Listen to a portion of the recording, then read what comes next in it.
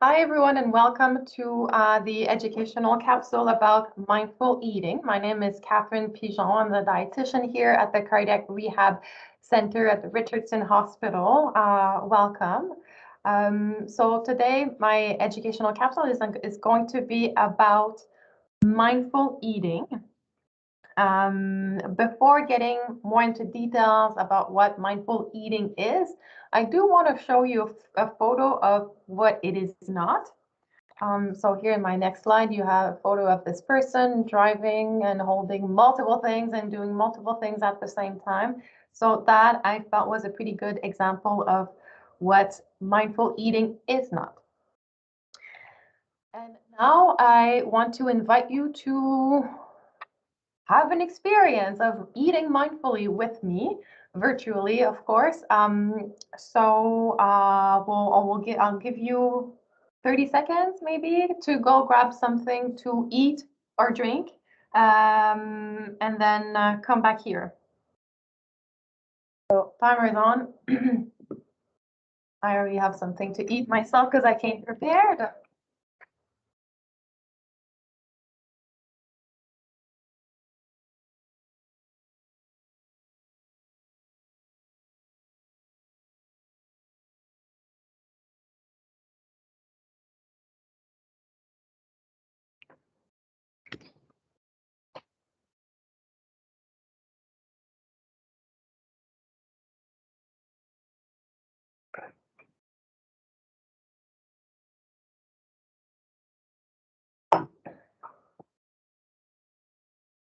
Okay, so I think it's been close to a minute.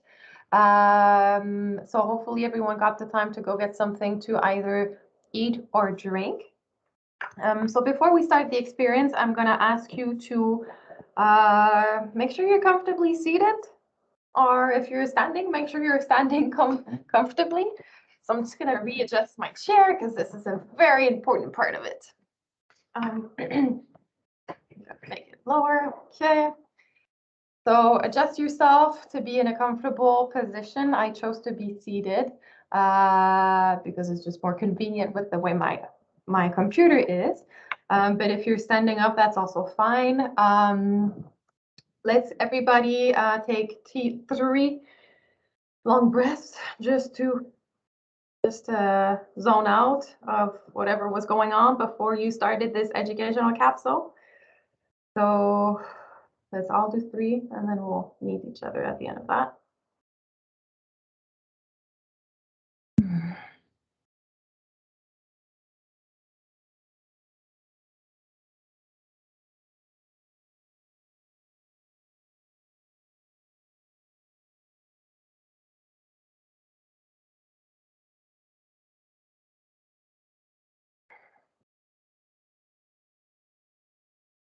Okay, so I did my breathing exercises. I hope that you guys had the time to do it as well. I do think it's best if you participate. I know myself, I used to not participate in things like that.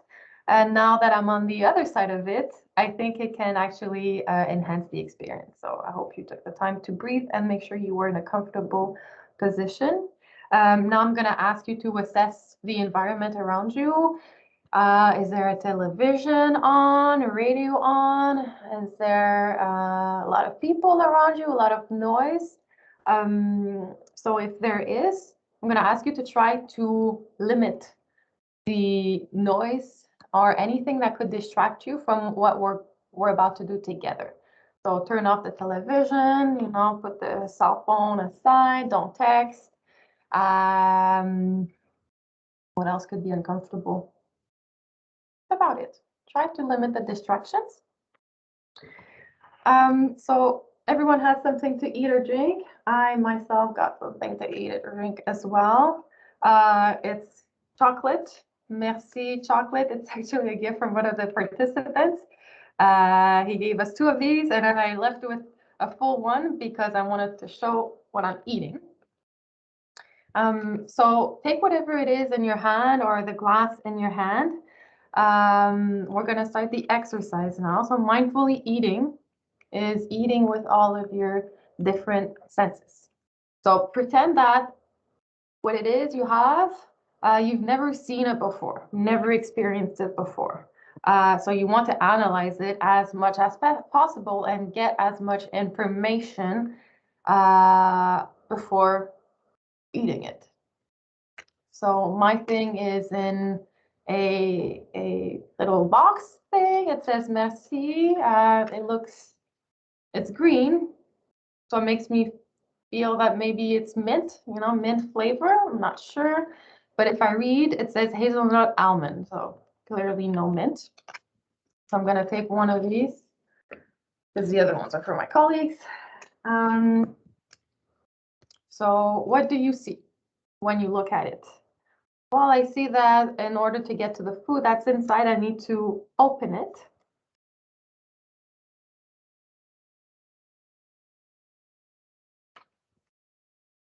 Mine is brown. It does say merci on the chocolate.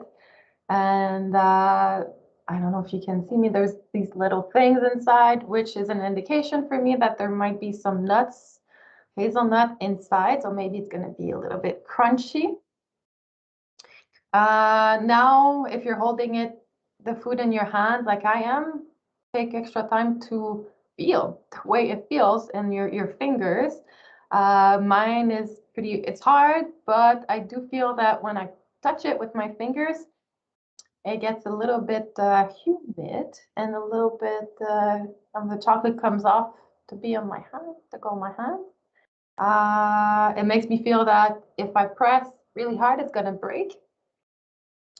So we've looked at it, we felt it with our hand, and now we're gonna smell it. So bring it to your nose. What does it smell like? Or does it smell like anything? Smells like chocolate. No mint. I think I wanted mint.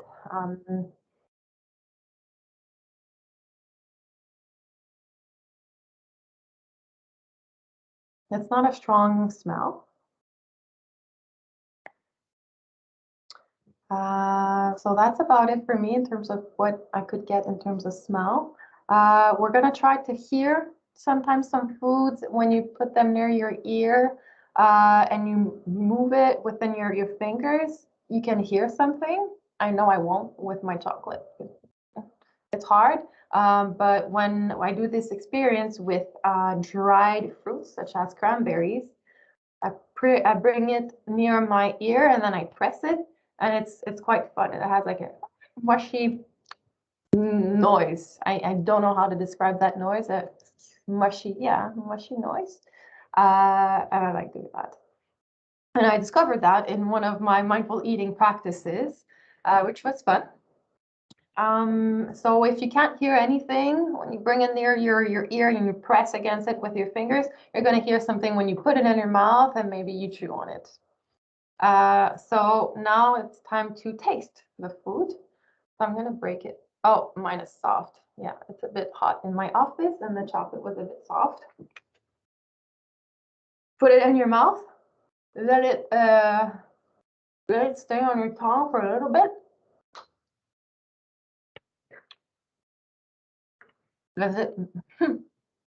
Does it melt? What does it taste like? Is it acidic? Is it creating a lot of saliva flow? Is it bitter? You know, maybe you ate a coffee grain and it's very bitter. Is it sweet? Is it salty?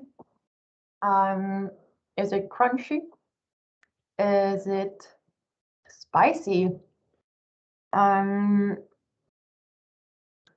you chew, when you bring it, make it move in your mouth is what I want to say. Does it move easily? Does it spread out through your mouth? Does it stick? Mine sticks. It sticks. It melts. There's a little bit of a crunchiness, but not like quite soft crunchiness in terms of level of crunchiness. And then swallow. Also take the time to hear what it sounds like when you're chewing or playing with it in your mouth. Is it like a strong noise, or is it like a soft, or is it like a mushy noise again? We're gonna swallow. And how does it feel when it comes down? Sometimes, you know, if you swallow something really quickly and you don't chew it enough, you can feel it in your esophagus. just not the best of feelings. If it's something cold, you can feel it. If it's something hot, you can feel it. If it's something very spicy, you can feel it. If it's chocolate like mine, you don't feel much. I don't feel much. After I swallowed, it's the leftover taste that is in my mouth, and that coats my mouth actually, which is a bit annoying. It's stuck in my mouth and then my teeth. So there it is, my friends, the experience of eating mindfully one bite of chocolate. I don't know what you guys did the experience with, but I hope it was quite a lot of information and discovery. Some foods are more interesting than others, I find. So yeah, that was eating mindfully. So why did I want us to talk about eating mindfully in one of the educational capsules? Where there's a good reason why. First, I want to go over and bring you back to the history of the term mindful, being mindful. So mindful eating, what is it? Being mindful, you might have an image similar to this one in your head when you hear the words mindful or mindful eating. You might be correct or might not. In general, you want to avoid assuming things just by having some visual information. So we don't know what this guy is doing. Like maybe he's being mindful, maybe he's in the present moment, or maybe he's just there waiting for the bus. So this guy, John Kabat-Zinn, he's the one that came up with the term mindfulness. So not necessarily mindful eating, but mindfulness. And he is a developer and leader of the mindfulness-based stress reduction program at the University of Massachusetts Medical School. He also wrote a book called Full Catastrophe Living back 30 years ago, 1990, to offer guidance about living mindfully based on his own experiences. So mindfulness is described as such. Mindfulness is paying attention in a particular way, on purpose, in the present moment, and non-judgmentally. I'm going to repeat it. So mindfulness is paying attention in a particular way, on purpose, in the present moment, and non-judgmentally. So that's basically what it is. I like to translate myself non-judgmentally by the word curious. When you're non-judgmental with yourself, with an experience, or you're not trying to decide whether it's good or bad, but you're just curious. You're like, there, okay, so there it is. That's happening. Interesting, cool. So that's what I hope you were able to do during our mindful eating experience. And that's what being mindful is and non-judgmentally is. It's being curious and just assessing taking in all the information you have without necessarily putting a judgment on it, decided whether you think it's good or bad or anything else. So that's mindful eating. That's mindfulness. Why did I want to talk about mindful eating? Well, I do think that mindful eating is a door opening to intuitive eating, which helps people eat based on what they receive in terms of signals from their bodies, in terms of hunger and satiety. So why do we want to eat mindfully? First, because freedom, like Mel Gibson in the movie Brainshot, it helps freeing yourself from your habitual patterns. If you eat a certain way, certain time, watching this, doing that, and you decide to wait, I'm just gonna stop and pay attention in a particular way, not judgmentally, that's gonna break your habitual patterns.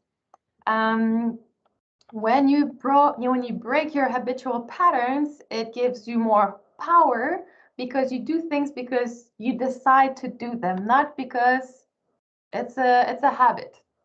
It's because you decide to do them in the present moment.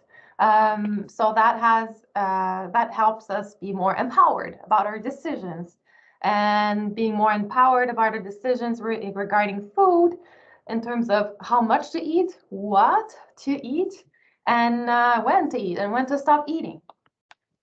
Mindful eating, I do believe that it's a mindset that helps you care about yourself in a different way, that helps you be more mindful, understand yourself better, and bring up more positive eating experiences. So I think these are a few good reasons why to eat mindfully. Can we eat mindfully all the time that we eat? I don't think so. I don't think that's realistic, and I think that trying to do that all the time might add extra stress, which is not necessarily good. So there's some situations where it's okay to just not eat mindfully, because we also need to eat for survival. So I wanted to show you an example of when one might decide to just leave mindful eating on the side and just focus on surviving the experience.